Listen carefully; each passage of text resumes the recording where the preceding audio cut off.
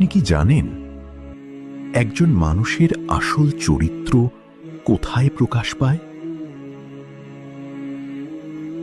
আমাদের প্রিয় নবী হযরত মুহাম্মদ সাল্লাল্লাহু আলাইহি ওয়াসাল্লাম বলেছেন, তোমাদের মধ্যে সেই ব্যক্তি সবচেয়ে ভালো যে তার স্ত্রীর কাছে সবচেয়ে ভালো। আমরা বাইরের মানুষের কাছে অনেক ভালো সাজি, অনেক বিনয়ী হই, কিন্তু দিন শেষে নিজের ঘরে ফিরে আমরা কি আমাদের সঙ্গীর সাথে সেই সুন্দর ব্যবহারটা করতে পারছি? মনে রাখবেন, একটি সুন্দর পরিবারই একটি সুন্দর সমাজের মূল ভিত্তি। আর সেই পরিবারের সুখ নির্ভর করে স্বামী স্ত্রীর পারস্পরিক সম্মানের উপর।